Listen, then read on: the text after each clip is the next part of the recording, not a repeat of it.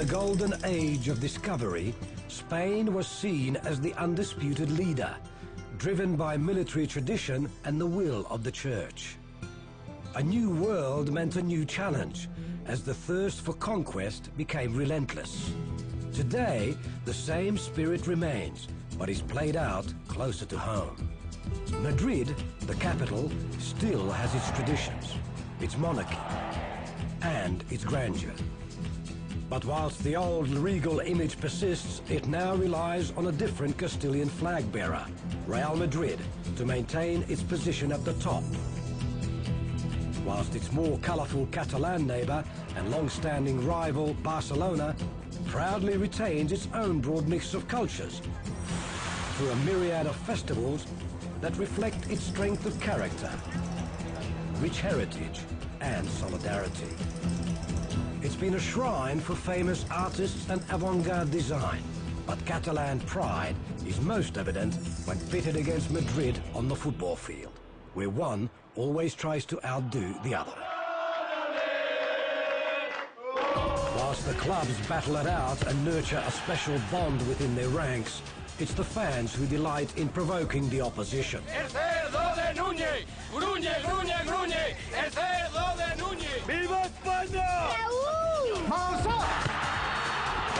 And tempers invariably spill over in such a volatile atmosphere. El millón de Europa, Barça, Barça, Barça, porque te pilota. Somos los mejores de España, Real Madrid y el Linares por Colocó. Sobre todo el Madrid i Espanya que l'acompanya entera. És molt senzill. No fa falta ni que el jugueu, perquè el perdreu, segur, perquè no existiu. Machacar a los catalanes. Ay. Machacarlos, hay que machacarlos. Dañarlos. Mira, hasta así. Y Ribardo, estribardo campeón. There's never been a shortage of talent, though, as the rivalry attracts the world's best. Generalmente, lo que más euforia me da es lo que deprime a lo del Barça. There are two giants, let's put it that way, which is Barcelona and Madrid, which always been there. And all the other people has got their team and then Madrid or Barcelona, which means the whole country are for Madrid or Barcelona beside their other team. Ese es un partido que se juega el lunes de esa semana, el martes, el miércoles, el jueves, el viernes, se juega de ida y vuelta, se juega con las declaraciones de unos, con las declaraciones de otros, como uno, como esté en su clasificación. Es un partido que tiene una intensidad especial. Mas a atmosfera e o ambiente que se vive toda a semana, através da imprensa, através de comentários, como se fosse sempre o derby do século. They live for their football and they're hugely passionate about it. And none more so than when a goal is scored. The size and scale of these matches are fought with a religious fervour that reflects much of the historic conflict between the regions of Castilla and Catalunya. Their stadiums resemble cathedrals and are revered in a similar manner. Built almost 50 years ago, these arenas are quite different in design, but are still equally regarded among the best in the world, with the match sold out a season in advance. For the uninitiated, it can be a harrowing experience. When you play at Barcelona and you've got 120,000 Catalans screaming like mad, you play in the Bernabeu and you've got 90-odd thousand from just Real Madrid supporters, and there's a handful of away support. And that's where it differs a great deal to derbies elsewhere in the world. Yo nací aquí en Madrid, yo soy socio del Real Madrid desde que nací, desde el primer día de mi vida. Yo soy blanco, entonces para mí jugar en ese estadio, no solamente jugar, sino pasar con el coche cerca del Bernabéu, cuando voy por la Castellana, supone algo muy especial, se me acelera el pulso. Yo creo que uno no se puede ir de un periodo profesional sin haber jugado en uno de esos dos estadios porque es realmente inolvidable. If there's such a huge stadium with such an ambience, it doesn't matter if they whistle or they shout or what, it's just beautiful. Both clubs are obsessive about the other, and everything has a hidden political agenda. During the Civil War, especially in Barcelona, the stadiums were the only refuge where freedom of speech could be exercised without fear.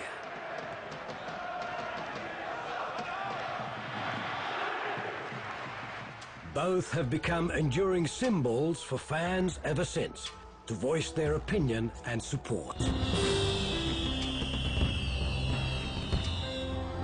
Real Madrid have been the most consistently successful football club in the world.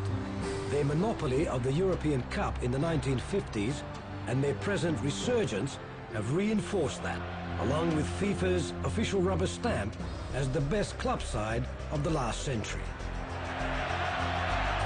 The early games between Madrid's student team and a group of privileged foreigners who founded Barcelona did little to reveal the passion and quality of the sides in later years, when club football expanded onto the international stage. Madrid, under the strong arm of club president Santiago Bernabéu and the genius of Alfredo Di Stefano, soon asserted themselves as Bernabéu stopped at nothing to create his dream team. Franco proudly endorsed them as Spain's finest ambassadors. In the 1960 European Cup final, television would, for the first time, allow viewers around the world to see just why they were a class apart. Their stylish, free-flowing passing game completely dominated their German rivals Eintracht Frankfurt. Inevitably, it was Di Stefano, playing conductor and goalscorer, and the deadly accuracy of the Hungarian Ferenc Puskás, who destroyed the Germans. 134,000 Scottish fans were treated to a virtuoso team performance, with Real Madrid emphatic winners by 7-3. Whilst Madrid put a rapid stranglehold on Europe, back home it only intensified the rivalry with Barcelona, who had created probably the second best team in Europe, but with little publicity outside of Spain to confirm it. Few teams could lay claim to beating Madrid in the 1950s. Barcelona not only succeeded, but did it in style.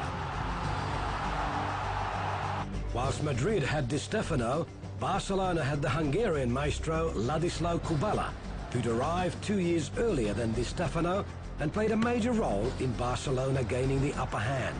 Every derby was a matter of life and death, where victory always had a political edge. Di Stefano's first derby resulted in a stirring 5-0 victory. His 2 goals made him an instant hero with the Madrid fans. In 1958, Barcelona signed the Argentine coach Elenio Herrera.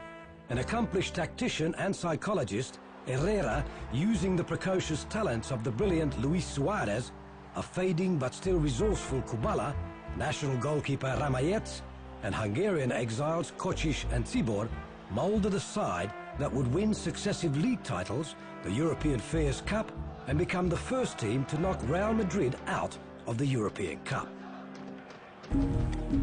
Arguably, though, the most important signing for Barcelona was the Quicksilver Johan Cruyff.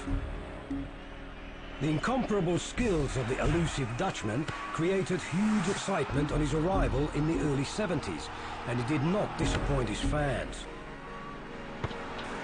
His achievements as a player would earn him both club and major individual awards.